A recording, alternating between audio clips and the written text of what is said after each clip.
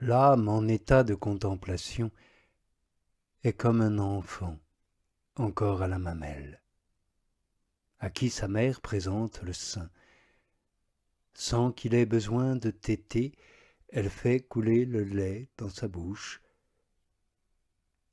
De même ici, sans effort de l'entendement, la volonté se consacre à aimer. Et le Seigneur consent à ce que, sans réfléchir, cet entendement comprenne qu'elle est avec lui. Lorsque Dieu donne de tels gages à une âme, c'est le signe qu'il a sur elle de grands desseins. Si elle n'y met obstacle, autrement dit, si elle reste dans une parfaite humilité, elle ira très loin. Mais si, possédant en elle le royaume du ciel, il la voit revenir à la terre, ou tomber dans quelque vaine gloire, non seulement il ne lui fera point connaître les secrets de son royaume, mais il ne lui accordera cette faveur que rarement et brièvement, et pour finir plus du tout. Certaines âmes se plaisent tant à parler et réciter rapidement un grand nombre de prières vocales qu'elles se font une loi de réciter tous les jours, comme pour finir une tâche, que lorsque le Seigneur dépose en leurs mains son royaume, elles ne s'en aperçoivent pas, et du fait ne le reçoivent pas. Elles croient mieux faire avec leurs prières et se laissent distraire. N'agissons pas ainsi, amis, mais soyons en alerte quand le Seigneur nous fera la faveur de nous faire sentir sa présence. Considérons que nous perdrions un grand trésor et que nous faisons beaucoup plus en disant de temps en temps avec attention et dévotion un seul mot du Notre Père qu'en le récitant tout entier et souvent à la hâte et comme à la va-vite. Je souhaiterais vous prévenir et vous rappeler ce qu'est la volonté du Sauveur. Ne craignez point que ce soit de vous donner richesse, délices, honneur, ni toutes ces choses d'ici-bas. Il vous aime trop, il prise trop ce que vous lui donnez, et il veut vous payer largement, puisqu'il veut vous donner non pas ses richesses périssables, mais son royaume, autant que vous pouvez le vivre ici-bas, royaume qui n'est autre que sa propre personne. Voulez-vous savoir comment il agit envers ceux qui lui adressent une prière sincère? Demandez-le à son glorieux Fils, qui lui a fait la même prière au jardin des Olives. Comme cela fut dit avec une décision et une bonne volonté totale, considérez comment Dieu l'a écouté en lui accordant la force de souffrir paisiblement épreuves, douleurs, injures et persécutions, et ceci jusqu'à la mort sur la croix.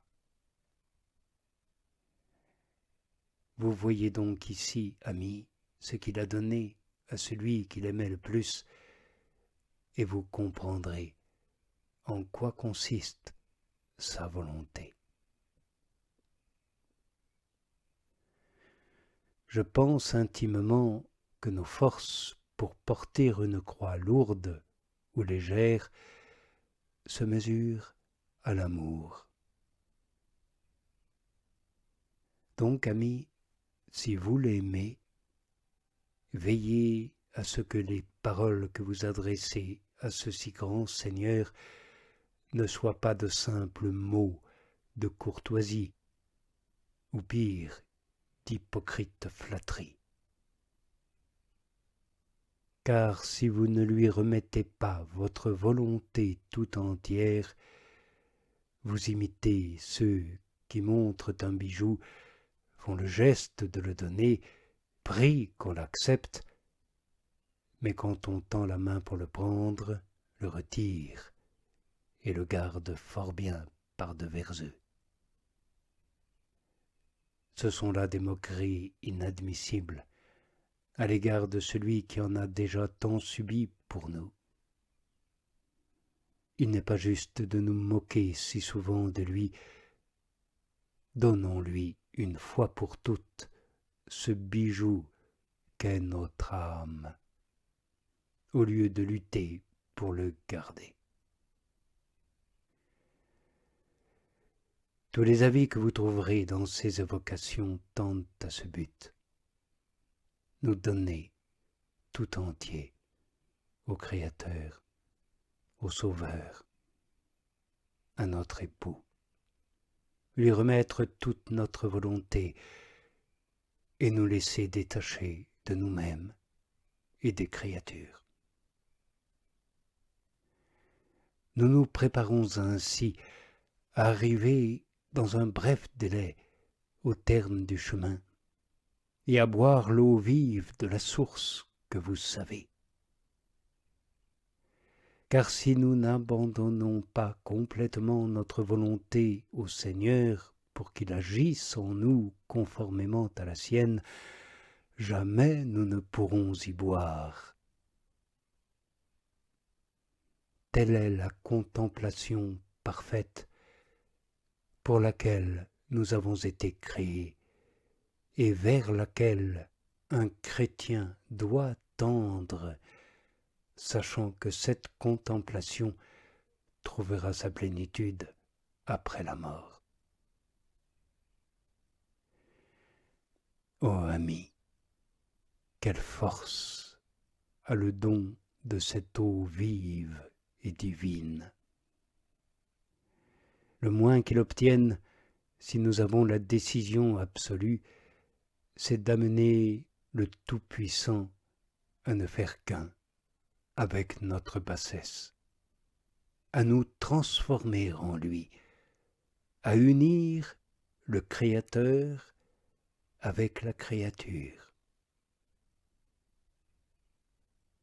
Lorsque le bon Jésus vit notre misère, il chercha un moyen admirable de nous prouver l'immense amour qu'il nous porte. En son nom et au nom de ses frères, il a fait cette prière: donne-nous aujourd'hui, Seigneur, notre pain quotidien. Il me semble maintenant qu'il nous est nécessaire de considérer son amour pour stimuler le nôtre. Pas une seule fois, comme cela en passant, mais tous les jours. C'est ainsi qu'il a décidé de rester avec nous. Oui, nous pouvons le posséder, ici, sur terre,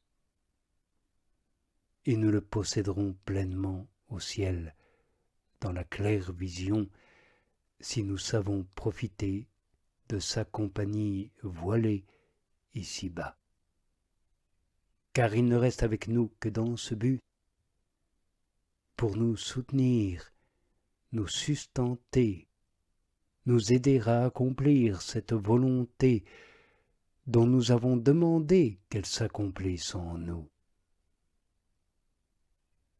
Demandons au Père éternel la grâce de bien recevoir notre pain céleste et notre divine eau vive, puisqu'il a voulu rester si bien caché que les yeux du corps ne peuvent se délecter à le regarder. Demandons la grâce qu'il se découvre aux yeux de l'âme et se manifeste à elle. C'est là, avec l'Eucharistie, une autre nourriture, toute joie et régal, une véritable substance de vie, en attendant la claire vision de l'au-delà.